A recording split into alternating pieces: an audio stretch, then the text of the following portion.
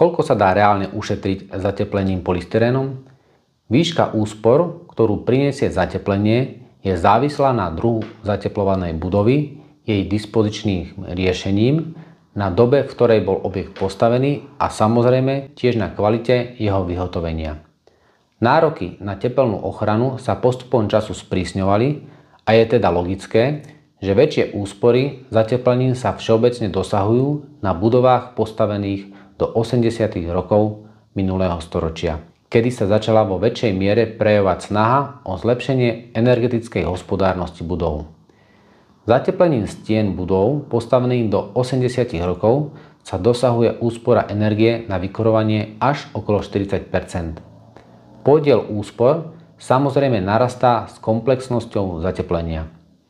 Po výmene okien, zateplenie obálky budovy, strechy, stropnej konštrukcie, pod pôdou a nad pivničnými priestormi a konštrukcie vstupných zádverí sa obvykle dosahujú ešte o niekoľko desiatok percent vyššie úspory. Každá budova vyžaduje vlastné riešenie, preto je pred realizáciou o to viac potrebné posúdiť efektivitu jednotlivých opatrení a kombinovať ich tak, aby bol konečný výsledok pre vlastníka budovy optimálny.